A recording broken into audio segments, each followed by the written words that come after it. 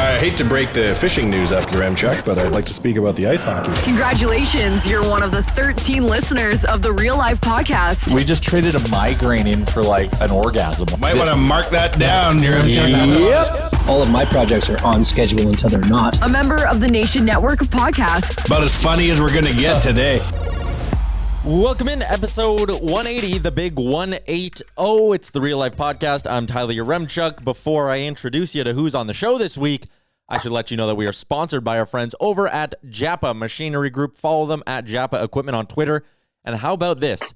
It is important for them to give back to where they work because they care about the community. So the XMG Group reached out to see if they could help, and XCMG helped Japa procure 1,400 masks for donation to frontline workers across the YEG community. Fantastic stuff from our friends at Japa. And now we bring in Wanye, Jay, Bagged Milk, and Chalmers, who has us on mute while he picks up something from a paint store, which is just thrilling podcast content. Real life is real life, man. And says to us, oh yeah, I got to go into a paint store because I got somebody who needs this yesterday. Like, I don't care, Thomas. There's a podcast. You can't just like show up halfway through filming a movie because you had something better to do. You're either in or out, God damn it. See, and I think that's the beauty of this podcast is he can go in to pick up the paint stuff. He has us on mute or in his headphones, which is very nice. I think he should have just unplugged his headphones and let us hear the whole conversation of it. He's shaking his head into the camera. That would be hilarious. Real life, real life. We got a little bit to get to today. JT's the alley war he's having. We'll get to that a little bit later, but today in Alberta, it's sort of like that phase one reopening. So certain things are allowed to get going a little bit. Some people are hoping this slowly starts to pave the way for sports coming back to Edmonton, but I wanted to float this question out to you guys. Now that restaurants are allowed to open on the patios and some stores are starting to open up once again as well, is there anything you guys are itching to do that you will do in the next few days here? I'll start with you, Jay, since you're cruising around right now.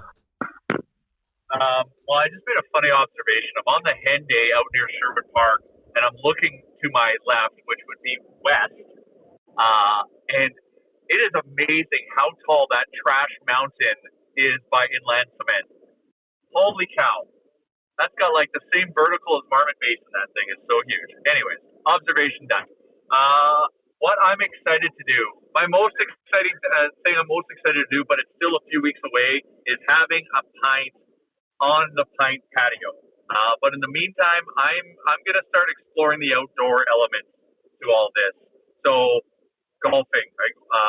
That's already kind of open, but that is something I'm looking forward to do. And then also camping is something that I'm looking forward to do now as part of all this. So I'm actually going to be going camping this weekend. Granted, it will be socially distanced from other people and whatnot, but I'm just excited to kind of like get out and kind of do like a normal outdoor activity in nice weather. Bag Milk, anything you're itching to get going on? I'm going to the lake. I'm going to the lake on Saturday. So yeah, just kind of getting out of the city, change of scenery, spending a couple of days out at the cabin. It's going to be good. Doing one of those things. Oh, but like Jay said too, I cannot wait to go for a beer, a Nation beer on the pint patio. It's just, tis the season. Oh. We've been hyping up the pint so much, I feel like we should go do a real life episode live from the pint one day. That's not a bad idea. Yes, we should. Full of good ideas. Hey guys, long time host, first time not going to be in public. No. You can FaceTime in. We'll probably still have to do it for FaceTime because I don't know if we've got the ability to hook up the roadcaster there. But I am not lying when I have been saying to Rick that I want to go get drunk in the pint, just me and him. And I'm like, we can stand on the other side of the bar for all I care. I want to sit at the wood and be making the usual drinks appear and drink them. I'm going to spend the entire episode of Oilers Nation Radio tomorrow convincing Rick that he should let us have like an exclusive Nation behind the scenes pre-opening opening. That would be tremendous. Tell him we'll do a podcast from there and he can sell it to whoever he needs to sell it to there by saying, hey, it's free advertising. We just got to give them some booze. Yeah, we know they got those St. Patrick's Day kegs in the back. I'm ready to drink them. I'm ready to drink one, like the whole thing. Oh, Yeah, actually, Jay, you mentioned getting out golfing. I went out. Initially I was being stubborn. I was like, I'm not going golfing for a month, but my dad had a tee time. He had his buddy bail on him, so my dad was like, "Can you come so I don't have to golf alone?" So I got guilted into going golfing, which I was a little against, but now that I did it once, I actually feel pretty good about the process. Like, you teed off very distant from the group in front of you. You waited till they were done the first hole. So you never ran into anyone. Like, I did the whole round and I did not see anyone other than my dad. So to me, there are certain things that I'm starting to warm up to the idea of, but I think it's almost like ripping off a Band-Aid where you need to do them once just to kind of get the sense of normalcy back to it all. What was the like when you get there though, like the check-in process? So you did still have to go into like the clubhouse to pay, which I think is one thing they probably could have done better. They should have just said everyone has to pay online. So one of us went into the clubhouse. You pay, you come out, they have your cart sitting there waiting for you. It's supposed to be sanitized, and I believe them when they say that. And then because you're only supposed to get there maximum or whatever 15 minutes before your tee time. So your cart's waiting for you. You put your stuff in, you start driving. So really the only other person you come into remotely close contact with is the person working the cash register. And there's obviously nobody cruising around. Like, there's no drink cart or anything like that, right? No drink cart. There was a marshal at one point who came over and was like, "Hey, there can't be two of you putting at the same time." And we were like, "What do you mean there can't be?" And he was like, "One of you stands off the green, the other one putts until it's in the hole, then the other one gets up and putts till it's in the hole." So, yeah, the only other guy we saw, I guess, was the marshal out on the course who came and gave us crap at some point. It was interesting, but I'm happy, like, this sort of phase where, like you guys said, you're going camping, you're going to the lake. I'm happy we have that because I feel like having that allows people to have a bit of a distraction and almost keep society at like a normal rate where people don't want to go or aren't as tempted to go out and break the rules because there are a few things that they could do. Even everything's weird right now, man. Like, I got to take my dog Frank to the vet tomorrow. Just normal yearly checkup for his shots kind of thing. And the way I have to do it is I have to park in these like assigned parking spots, call into the vet. They'll come to my vehicle, pick him up, take him into the clinic. I FaceTime with the vet while he's in there. They do the thing, and then I have to pay via e-transfer, and then they come and throw him back in the truck. It's all very bizarre. Wow, that's intricate. It's a hell of a process. It is a whole. And this is a 10-minute appointment normally. You go in, he gets a couple of shots, he gets dewormed, that kind of thing, and then we move on with our life. But yeah, it's an intricate process. Is someone holding their phone out of a window right now? Yeah, we are in a wind tunnel. Sounds like Chalmers. It might have been Chalmers taking off his headset. Sounds like a guy's buying paint. I'm just in my truck. Now. Hello! How was your stop at the paint store, Chalmers? Oh my God! Fuck! How long did you guys have to? How long did that take? Way too long. 8 minutes. Yeah. No, it was fine. What I was getting done was we redid a whole kitchen and all this area, but they wanted to keep the hardwood floor. So we opened up some openings, and we needed new reducers. In order to match the old color of the reducers, I had to take a piece to a place called Walls of Live. If anybody's ever been there, they will like it. They can match it. They basically mixed me up some stain that's going to go on some natural red oak and look exactly like the old paint color or the old stain color. So that's what I was doing. And now I got to rush it out to my painters. I knew what like three of those words meant. Full disclosure, my ATV banking days, I don't know if I'm allowed to disclose this or not, but I was the account manager for Walls of Live. Oh, were you? Very nice. There you go. Yeah, good. Jay, I believe you'll find you just circumvented the Banking Act and committed a felony. I don't know if I did or not. I was listening to you guys. Where did you golf your Chuck? I went to Hunter's Green on the north end. It was not in the greatest of shape, but it got the job done, and I enjoyed my round. Oh, man. So I played twice now, and both times, like, it is the best. I played again last night. Just heaven on earth. I mean, everybody, like 10-minute tee times, you don't see another person on that course. We didn't have to wait. It was fucking awesome. Yeah, it was wicked. Were you like me where, like, before I went out and did it, I was a little bit nervous about the process, but now that, like, you did it once, you're like, man, I'm good. Like, I want to go back to golfing once or twice a week now. Yeah, like I was a little nervous, but I had watched a video. Our course had sent out a video the day before, basically showing us what to expect, and it was exactly like that, and it was exactly as smooth as the video showed it, and so that took a bit of the nerves away. They've already in the past 3 days, they have already since the opening have lessened some of the restrictions. Like, we're opening up the driving range now. We're having stalls that are going to be designed for pre-game. We could only show up 15 minutes before. Now we can show up 25 minutes before and go to the range. Since the range is opening, they can't just allow anybody to come to the range. So they're booking 2 stalls in 45-minute practice sessions. So you can book them, but you have to book them day of. So like at 7:30 in the morning, you call the pro shop and you say, you know, I'd like to come to the driving range around 10 o'clock. And they'd say, okay, well, we have 11:15 to 12 o'clock open. And you'd book that. And so, I mean, and from what I hear, the clubhouse is opening next week. So, I mean, seems like things are kind of loosening up, and I don't know if that's for the better or for the worse. I don't understand. If I may rant for a moment. Keep it 100. Yeah, go ahead. Public health official. How the hell, first of all, is a golf course, which is a low-margin business to begin with, supposed to operate with tee times double space, right? There isn't a fucking golf course on earth that can survive long term and pay and maintain itself with no clubhouse revenue. Like, what the fuck? No weddings? Yeah.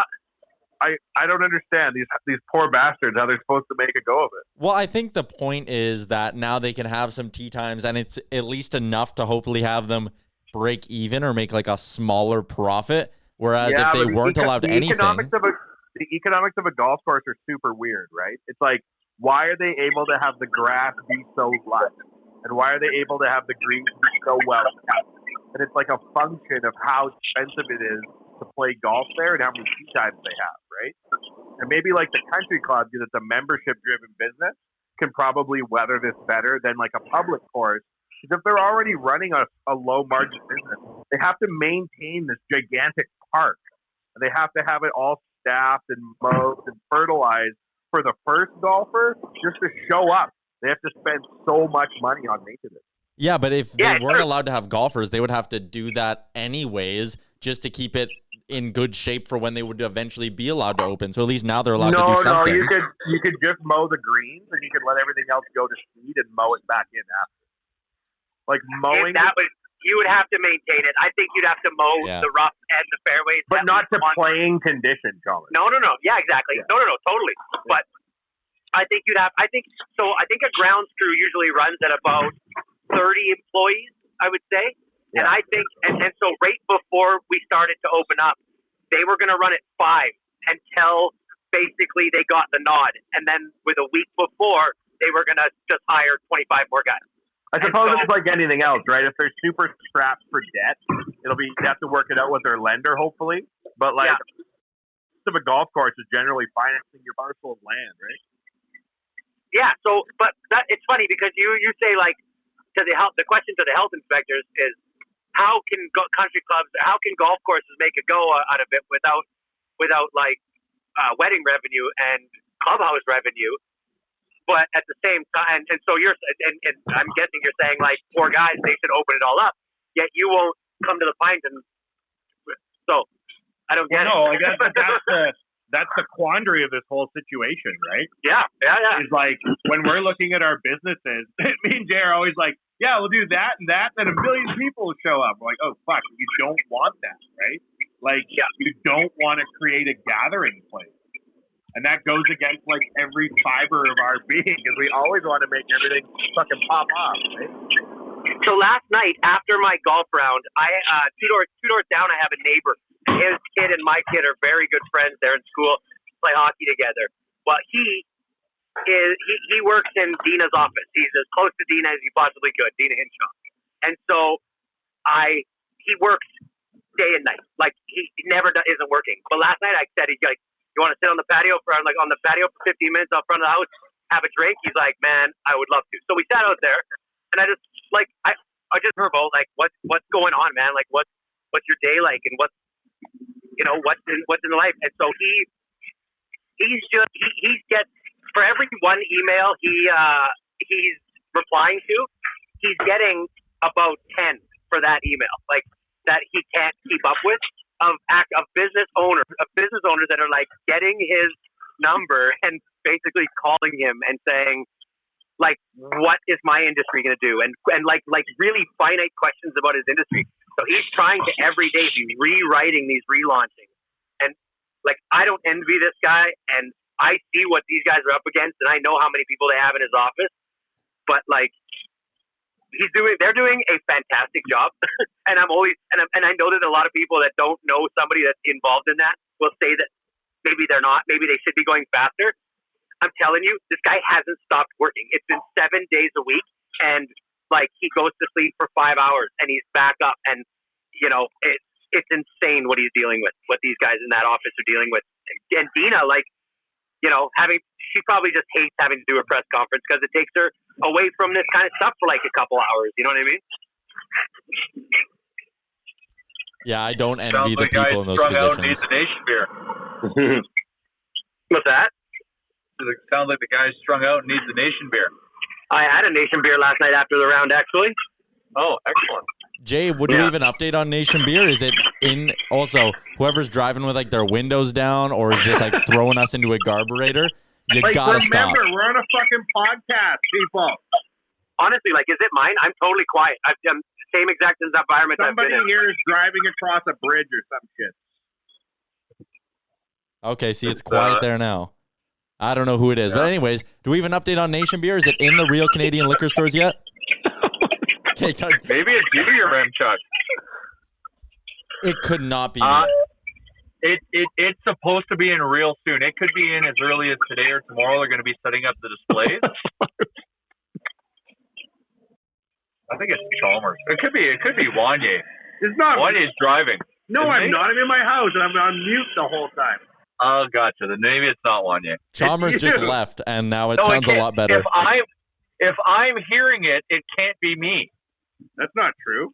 Yeah, I think Chalmers is the guilty party here because he just bowed out and the sound is now gone. Oh, look, it's back. Chalmers is back. Oh, the noisemaker.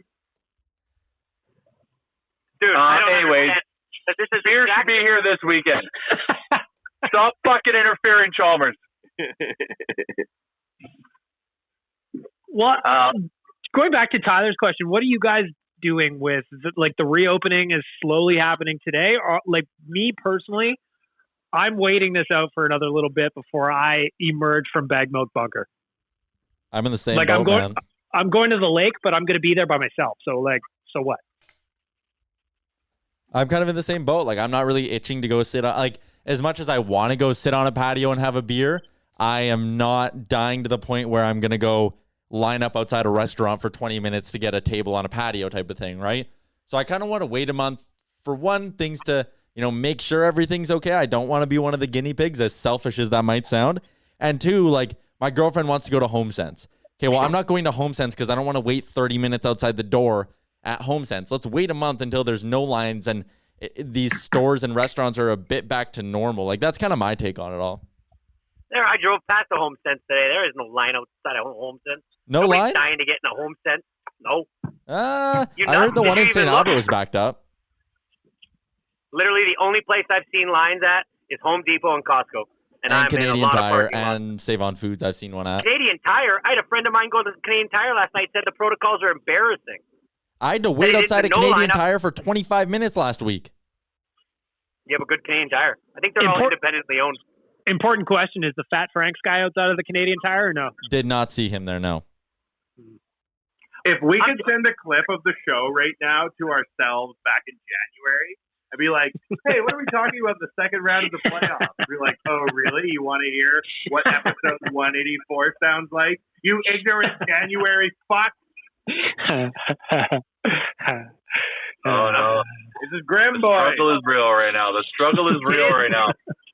It is grim. Well, the things that I listen to, they've got me pumped up. I'm straight up going to a patio. To answer your question, I'm going to go to a patio the day it opens. The day the golf course patio opens, I am at it. I going to have. I want my first patio beer though to be at Boston Pizzas because there is no better beer than a frosty Coors Light. It's the coldest beer going in the coldest glasses. So I'd like to do it on BPs, but I'm not going to be that picky. Is there going to be a point, Chalmers, where something could be happening in society where you would go back into your house? Or are you out for good?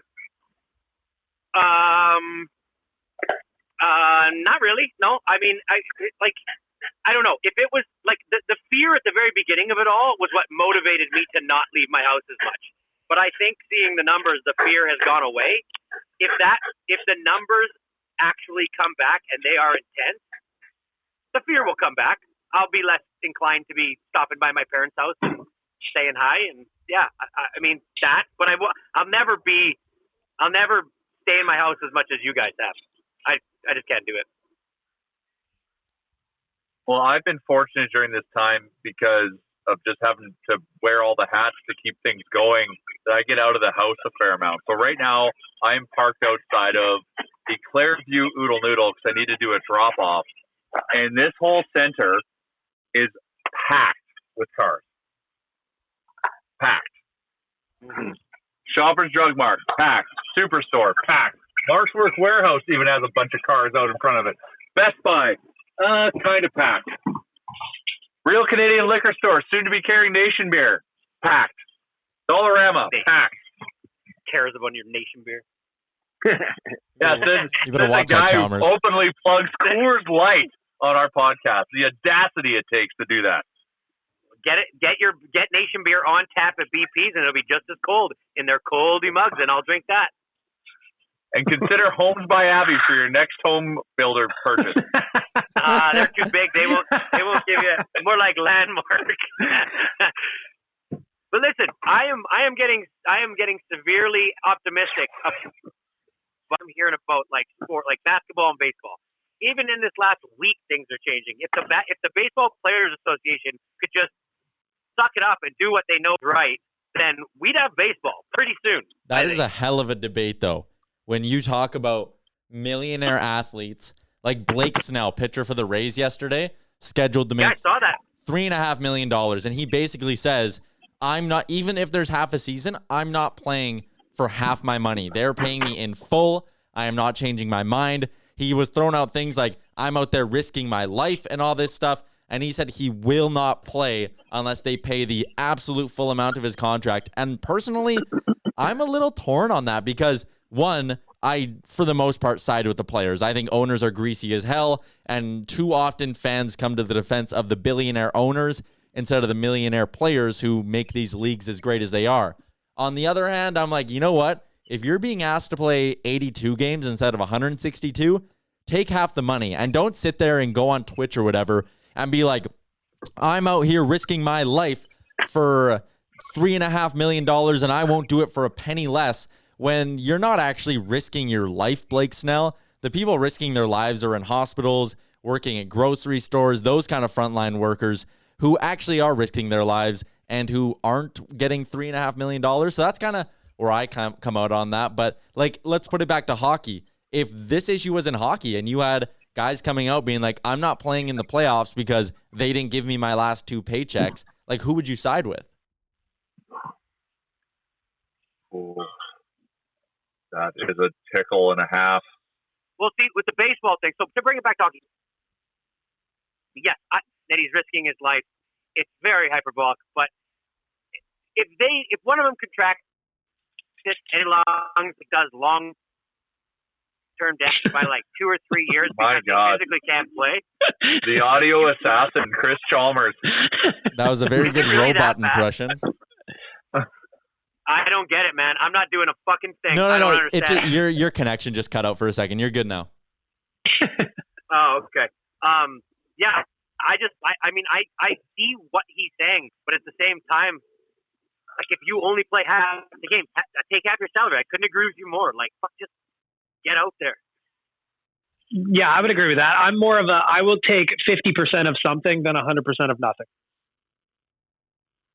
Yeah, and it's not like it's 50% of $20 an hour. It's 50% of, for a lot of these guys, upwards of 10 schmil, man. Like, I know you negotiated a big-ass contract and all that, but why would you want to, like, lose a season of your career and all that, too?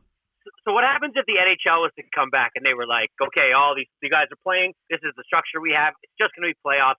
Here you go.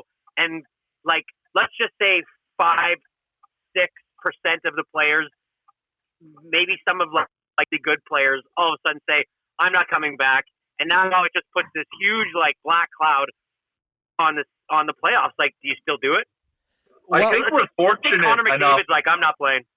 But I think the players have been paid for the remainder of the season because you don't get paid in playoffs. So I think they've been paid for the last part of the season.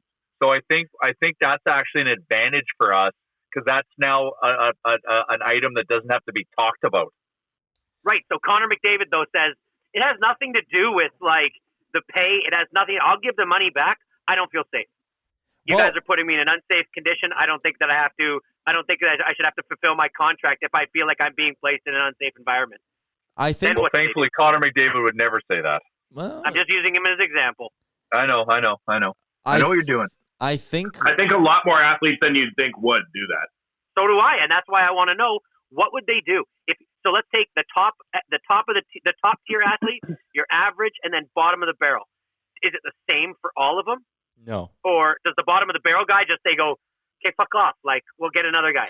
And the middle of the guy, all of a sudden they're like, "Okay, well, let's see." But the top tier guy, they go, "Okay, if he's not willing," like you'd have to have the top tier guys in basketball. They had a conference call led by Chris Paul, and there was probably 22 of the top NBA players. And they got on there and they all talked about what it would look like and would they be on board. And I think it was to like try and stop this situation from happening. You know, having a guy like, you know, Giannis just say, "Look, I know you guys want to come back, but I'm not coming back. Like, I don't care." And then the rest of the players being like, "Well, fuck." You know, I don't know. Yeah, it's a really, really tough thing to get a handle on.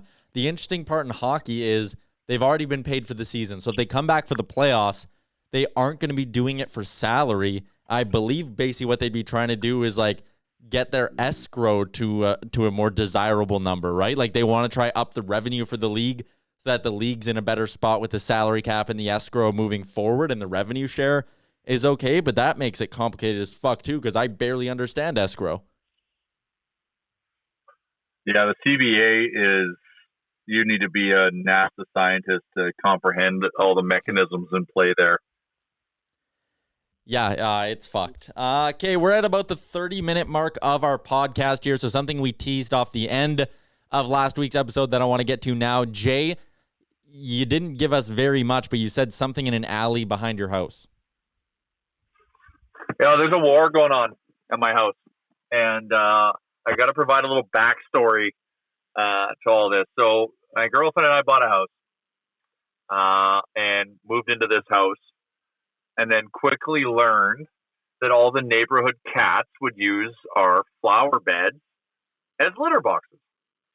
And we've got some, you know, I think there's some like cat ladies, cat dudes type people living in the area, because I've seen, you know, in certain circumstances, 5 cats come in and out of one house. So to combat that, we would lay chicken wire. There's things we learned online to deter the cats, but they kept coming. But we finally started getting things to a good place. Now all of a sudden, they show up again. But now we have our boy Hot Dog, who's perusing the scene. He barks at them. We'll chase them off, and that's all good. But they keep coming back. So one day, we're let Hot Dog out in the yard, and he was being such a good boy for so long, until one day he went behind our shed. And behind our shed is where the alley is. And so he'd always stay in the confines of our yard. But this one day, he adventures to the shed. And why? Because on the telephone post right behind our house, there's just a pile of like pet food. We don't know if it's dog or cat. And I'm like, well, this is fucking weird. So he always wants to run and leave the yard now to go eat this food. And we're like, why did someone just randomly spill food there, and just kind of thought nothing of it? And then all of a sudden, you know, a week or so elapses, and we walk down the alley, and we see just deposits of food at all these telephone posts or power posts, whatever the hell you want to call them. And we're like, what the hell? So we took it upon ourselves to clean it all up, because our neighbors have dogs and all this stuff. But this is what's luring the cats to want to come into our yard is this goddamn food. So we clean it all up, whatever. Get up the next day. There's a fucking pile of food again out in the back of our yard. And same with all the other posts. We've got a little fucking nighttime ninja feeder going on and dumping food. And so I'm like, okay, well, we're gonna keep cleaning this up because this is gonna cost someone a lot of money if we keep doing this. And then we would keep doing it, and then it keeps showing up. What the hell? And then all of a sudden, it's gotten to the point where it's here. 1 second, I just got kicked off Bluetooth. Now who has audio problems? This podcast is a goddamn disgrace. Fucking technology. Thank God no one's listening. Oh my God, I feel like just leaving right now. Chalmers, I want to apologize for everything I've said to you today. You were the fucking king of the bad audio for like 3 weeks. You were just trying to, I know what you were trying to do. You're just trying to get me back, and I respect it, and I accept your apology. Now, who the fuck's putting out the food? You got cameras yet? Because I got cameras. So that's the thing. So we did this like 4 or 5 times of taking the food and it showing back up. But then they got more resourceful, and instead of putting it on like the cement, they started putting it in our grass. So it was tougher to clean up. And we're like, okay, this is fucking war. Meanwhile, cats are running into our yard. Now they're shitting all over our yard again, and it's created a whole kerfuffle. So we're watching all these cats, and we pinned it down to this one apartment where there's 5 cats living in it. It comes in out of the window, and we're like, Jesus Christ. So we decide to put, we don't have any surveillance technology, but we have an iPad. So we positioned an iPad in our window to record the events of the alley until it dies every night. So we stay up later and kind of monitor the situation, and then have the iPad kind of take over and run surveillance for 4 or 5 hours until it dies. So we get it till about 5 in the morning. So the first encounter we post, holy shit, was there a lot of stuff going on. So there was an instance, so we start the recording and we watch the next day. What do we see? We saw a pack of coyotes walking around our neighborhood, in and out of the alley. Yeah, like 3 coyotes. You live in like the middle of the city. You don't even have a ravine by you. No, exactly, which is just, but then I'm like, they're looking for this fucking food. They've been I bet you they've been feeding off this fucking shit, and it's brought a pack of coyotes up. But then all of a sudden, I see the crew of cats come out on the other side of the image, and then the coyotes start chasing the cats. So then I got to see a coyote-cat chase.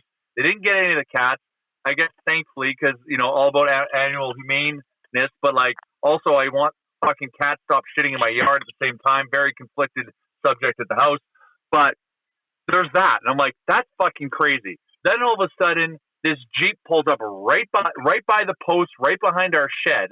And then this guy comes out, what looks like he's in a hazmat suit, and he's going around trying to corral these cats just randomly. And then he couldn't. And then he hopped in his Jeep, drove away, then came back 2 hours later and tried to do the same thing, but literally in like a hazmat suit. Then this other random thing, it's like 4 a.m. now. Someone's walking their dog, and all of a sudden they're walking the dog, and the dog takes a shit in our yard. So then there's this guy in our yard with his iPhone light on, perusing our yard, but we don't see that initially. We just see a guy coming in our yard with a flashlight, and we're like, what the fuck is happening? And then we had to dissect it frame by frame because it's darkened at night to see what happened. His dog was in there, took a dump, nice guy with the camera, went and found it with his light and cleaned it up. So we see no evidence of food drop-off, nothing. We see some people walking throughout the alley throughout the night, but nothing, no one stopped, no one anything. Get up in the morning, we look at the surveillance video, and we're like, okay, well, they didn't come out. Sure as shit, I go out, and there's a little deposit of food. Not as big as normal, but there was a little deposit of food at that fucking post again. So every night we keep surveilling this thing, and now it's happening less than frequent, but there's still food showing up, even though we're trying to fucking document this thing. So we're at a war with some sort of good-willed, intentioned animal feeder who's doing this, but the impact on us is we have a crew of cats shitting everywhere. So, okay, did you only see the pack of coyotes one night? No, they've come back. No, we've seen them multiple times. I mean, this person. But the first night, there was a chase. They were chasing cats. Like it was Animal Kingdom right in front of my house. West Side fucking Story. The yotes and the pusses. Like, but here, this is like that's fucking dangerous, man. If people knew around you that somebody was doing this and like luring coyotes into their neighborhood where their kids and shit are, even though it's at night, I'd flip out. I'd fucking lose my shit. Well, that's the whole thing, right? Because we have other people have pets, So maybe up your surveillance game a little bit than an iPad leaning up against a book in a window, Jer. We'll make the investment. Well, we're being resourceful with what we had. I don't want to walk into a Best Buy right now, but maybe I got to look online and try to find some kind of surveillance system here. But it's a fucking war. Do you think, Jay, that it's a person doing this, or maybe it's an animal? No, it's a person because they go and deposit the food in the food? First of all, it's pet food. It's pet food. Pet food. It's dry pet food. We need to figure out how you can home alone that back alley. Yeah, your house is, first of all, wild as fuck. 2, it sounds like you're going crazy. And 3, I don't know what kind of rich person neighborhood you live in where people are dumping caviar by the side of the road. Well, that's the whole thing. But the thing is, I think we are hitting them in the wallet now because the deposit of food isn't as much as it used to be. Chalmers? Yeah. Is Jay becoming Art Jr. at a frightening pace? 100%. Hitting them in the wallet was my fun. It was my favorite. Art, if I was full Art, I'd be sitting on my deck with a slingshot. Amazing. Yeah, staying up all night. With a bottle of white. You'll get there. Don't worry. You'll get there. A bottle of white wine and a slingshot. The bottle of white wine gets you in fighting shape, and then the slingshot to do the job. We're in a war. For anyone who's wondering, Art is my dad, and he has interesting tales of life. Wasn't he banned from Franco's at one point for punching the manager for fucking with the printer on a VLT when he thought? No. That's why he went to Franco's because he got kicked out of Muggins. Oh, for punching the manager. Yeah. Art was a very principled man who. He didn't take shit from no one. No one. So he'd say, he goes, "You guys, if you ever go to the bar and you need to get into it, bottle of white wine before it." I'm like, what? That's what I drink before I got to go to the bar and fight. Well, no, it was a jug of beer and a jug of wine. Why the jug of wine? Because jug of wine helps you fight. And you're like, oh god, these small town Sasky boys, you know. Well, maybe you should have a jug of beer and a jug of wine and wait beside your garage with a bat. Well, honestly, our mission here is we want to confront this person and say stop. As you should. We're trying to pinpoint what time they come so we don't have to spend the whole night waiting for them to show up. We want to narrow it down. So clearly it's around between the hours of 5 and 8 a.m. Why don't you plug in your iPad? So I just want to confront this person and say, stop doing it. You picked the wrong fucking alley. This is what you're fucking causing. And my name is Art Downton. Yes, that's what I will say to them. Why don't you plug in the iPad while you're recording? Yeah, well, so it's funny. Leave a note, Jay. Leave a note. I tabled it. Actually, I want to put a sign up saying "Stop doing this." Why don't you? That seems like an easy way to end this. Yeah, well, this has just started happening. It's an evolution to this. This is what I'm thinking. The war isn't over. We need some booby traps back there so that when somebody comes and deposits this food, a giant basket of some kind falls from the sky and traps them. Yeah. You know what I can make you? I can make you a 2x4 with nails coming through it, and you can put it in the grass just outside, just beside the alley, right next. So when they step on it in the dark and they're going to put the nail foot, they won't do it anymore. We're not. Yeah, tetanus. That's how we'll get them is tetanus. But I don't think we're there yet, Chalmers. I appreciate the offer. If it gets more serious, I might have to call in the reinforcements. Go to Amazon. You can Google or you can Amazon Bluetooth cameras. You can get like 3. Screw one to the shed pointing one way, one to the shed pointing the other way, one to the house seeing the whole damn thing. Yep. And it's straight up. You put them on motion. Every time a motion comes on, you get a video on your phone. You won't miss them. Then you find your hottest neighbor and you screw one into the wall across from their change room. Don't do that. Yep. Nope. Don't do that. Okay. No. I got one more question. I know your lovely girlfriend very well, and I think that she could be best described as an animal lover to the 10th degree. She wants you to let the cats poop in your yard, doesn't she? No. She is Okay. She is pissed. She is pissed off. She loves Really? animals, but she doesn't like people shitting on her shit. More pissed that's than when what you these bought a cats are doing. Peloton? Well, now there was initial friction when the Peloton purchase was made, but we've pierced through, and now we have a very solid understanding of the benefits of the Peloton in our household. We have not found the benefits of cat shit everywhere. She's got a profile, and she rides it. She loves it. Yeah, I knew we could convert her. We just needed to get it in front of her and start using it, and then now we're good.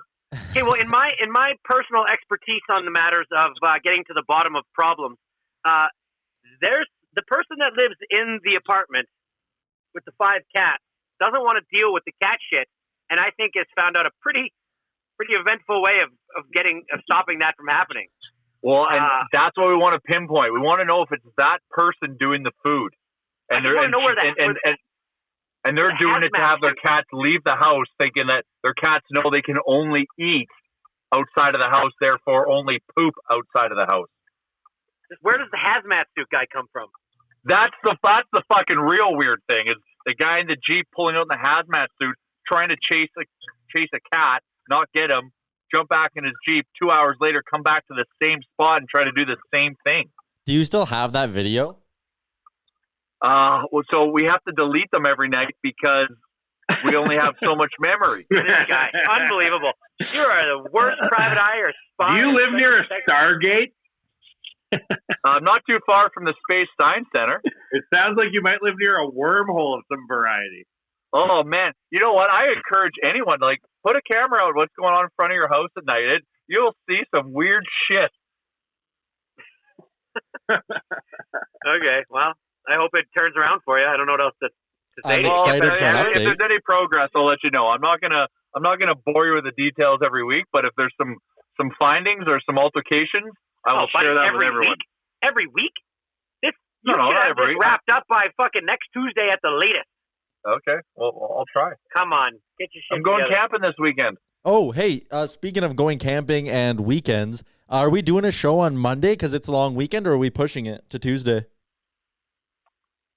Probably push to Tuesday. Yeah, I won't be around. Respect everyone's After this wishes. one, we might want to push it to never again. Yeah, maybe we can just push it all the way to next Thursday as well if we're setting up new shit with the pod. But okay, so for the listeners, no Monday You're podcast. talking Monday the 18th? Is this weekend not the long weekend? Yeah, it is. Yeah, it is. Oh, yeah, this Monday's the 18th. Yeah, the long weekend.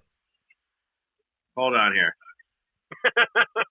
No, it's not the 18th. What fucking day is it today? Yeah, Monday the 18th. Let's still do a show Monday the 18th. Whoever wants in, be in. And whoever doesn't want to be in, doesn't have to. If you can do it, you're in. Yeah, but what if everyone's busy? Well, then it's just going to be you and me. I know, but I don't know if I'm busy or not. Well, that's my question. If you can do it, we'll do a show on Monday, you and me and anybody else who wants to. And if nobody wants to, I can get a guest with it. Okay, that works for me. I'll let you know if I got long weekend plans or not then. Anything else anyone wants to get off their chest before we wrap up this episode? It was a very strange episode. Yeah. I really hope enough people stuck around through the awful audio quality for the first 15 minutes and stayed for the alley story because that was the best part. On Monday, Wanya will be able to start watching The Last Dance. The last episode is going up on Monday. Oh, how about him crying this week? Well, the thing that I thought was interesting was, did you guys see any of the reaction? Because there was that clip in one of the most recent episodes where Jordan's talking about the price of winning. Yeah. And winning at all costs, and how that turned into a larger conversation about bullying. I saw a bit of this, yeah. On Twitter? Yeah, I was on Twitter, and I saw there's a couple articles about it, because I was thinking about, I've been working on something for The Nation for the weekend. I'm just curious, what a guy like Connor McDavid must be thinking when he's watching a series like this, because he's watching it on a different level than us schlubs that have no athletic ability. He's at the top of his game, looking at a guy who's one of the best athletes ever and doing everything it takes to win, including punching Steve Kerr in the face, which is Yeah, fucked. so there's a lot of type of leaders out there, and Connor McDavid's not the type that's going to be sitting there thinking, "Oh man, if I want to get more of my guys, I've got to be more like Jordan." That's just not him, right? People were like Jordan. Yeah, you were a dick, but that was a fucking different time. People were just like, that's what sports was like. It wasn't bullying. Like even Scott Burrell or any of these guys, they would not say that they were bullied. They said in the damn thing that it was tough love, and that's exactly what it was. I hate this like go back and call something bullying that's just simply what it was back then. Well, and I mean it's hard to argue with 6 rings too. Yeah, it's hard, and like you when they asked him, "Do you think that this all cost you being a nice guy?" and he's like, "It wasn't about being nice." Like that wasn't even in his mindset. And when it kind of comes to like, yeah, I had to be this way in order to get all these people that were around me to bring their level up so that they could enjoy the best parts of this life. I know what it's like. I know what the work it takes, and I already have this in me. Do I have to be, if it takes me being an asshole to you to bring you to the level that I need you to play at so we can have the greatest goal possible, which is the championship, then Jordan knew that's what he had to do. And yeah, he was not afraid to make him being a nice guy the cost of that. And you see it in the next season when he retires and goes to baseball, and they portray Scottie Pippen as like the opposite Jordan. Now it's his team. He's got his arm around guys. They're all laughing and having fun, and they get to the playoffs, and what happens? They don't have the toughness. They get beat because they didn't have that toughness. They didn't have that drive in every practice, every day, and it cost them. And then the next year he comes back, and it's just not there yet. You know what I mean? Like, I think that this documentary is amazing for that reason alone, just showing what it takes. But like, well, that was kind of my point, right? Like, I was watching it, I was enjoying it, and being like, "Holy shit, this guy wanted to win at all costs." So that's why I started thinking about Connor McDavid, who he works as hard as humanly possible to be the best player on the planet. I wonder if there's ever going to be a point where that competitiveness bleeds out into the rest of the team. Where, and I'm not saying that he's going to go like fighting guys and getting physical like Jordan did. I was just wondering if there's going to get to a point where he's had enough of being like, "All right, you guys need to pull your fucking weight as well." It'd be like, what is Connor McDavid's boiling point? I think is almost the question out of this. Like, is there, if they don't win a cup, or if there's still, disappointment after disappointment by year 6 or 7, are we going to see him become sour? I think that's a very interesting question. Well, and it's also like Jordan won his first championship with the Bulls in '91, and he was already 28 years old. I mean, Connor's 23 right now. So, like, that's just kind of my question is, like, is there going to be a point where he is so driven and so competitive, and that's how he got to be where he's at, that eventually that'll make him have enough with somebody who's either not giving it enough in practice or anything like that? I do think he will have that, and I think it will look vastly different than the way it looked for Jordan. How do I think it will look? I think, when I go through this with my kids, but like getting mad at my kids, it makes a point, right? It's a teaching moment. Getting mad at them makes a point. But if I really want to make a point, I get upset and disappointed with them. You know what I mean? That they know is like, oh shit, like this is serious. You know what I mean? And I believe that Michael Jordan is like the dad that just always got mad, and Connor McDavid would be more of like the quiet. You can tell I'm disappointed, and it motivates you that way. You know what I mean? I think and that's just the conversation. That's just the question, right? It's just like, what does a guy that's the best in the NHL think when he's watching that? I wonder if, like, obviously there's no answer for this because we don't know, but like, I was wondering, does he look at the Jordan situation and be like, man, maybe I should be more assertive with some of the boys when they're dragging ass in practice? Not to the point that Jordan did, or does that just not part of his personality at all? And it's a moot point anyway. I bet you he's taking notes because, him and Jordan are in like similar rarefied air, and Connor wants to win more than anything. I think he would look at that and kind of create his own, if he needed to, if he doesn't already have that own version of that, leadership. I bet you he's looking at it with an open mind. Obviously, completely different. It'll be not the same actions, but his version of that. And that can just be like being more upfront with your teammates and holding them accountable as opposed to, just leading by example. What I'm more curious about is whether or not Leon's taking any notes, because he has the potential and the opportunity to become, more of a vocal leader than Connor would be, and keep up his play with Connor's. And I just feel like he's just kind of like, yeah, I'm really, really good, but I don't have to motivate anybody else. I feel like he's kind of like one of those selfish athletes, only there for himself.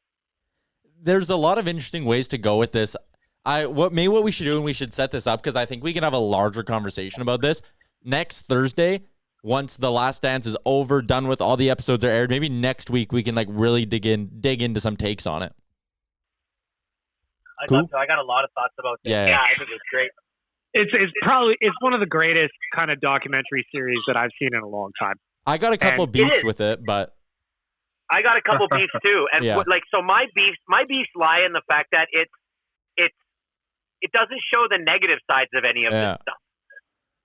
It's only like, every single slight he did, he turned it into this like 50-point game and shit. But like, there's another side to this stuff. There just has to be, right? We'll dig into it next Thursday. Okay, sounds good. That works. Like, leading into that, couldn't you see like this series though, being a guy like Connor or Leon or some of the elite athletes watching it multiple times? Because I could see myself watching it again, just be like, whoa, I missed so much. So I watch it twice a week. I watch it the first day on Monday by myself, and then I watch it on Tuesday with my wife because I like it so much.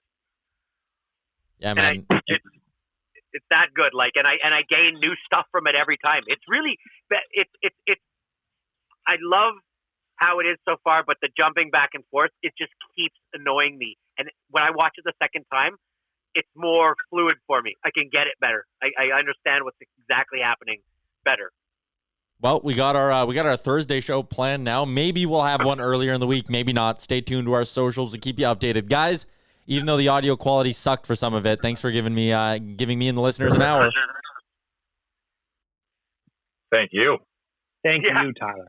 Right. Enjoy your long weekend, everyone. And if you get a chance, try to grab some Nation beer. We appreciate the support. Hell yeah. Grab some Nation beer. Grab some Oodle Noodle. And don't forget, check out the fine folks over at Japa Machinery. Not only are they a certified Cummins dealership, but they're certified great people. A big congratulations to Japa for being a part of procuring 1,400 masks to donate to frontline workers across the communities around Yegg. Big shout out to Japa. Big shout out to you for making it through episode 180 of the Real Life Podcast. Great job on making it through the entire hour of the Real Life Podcast.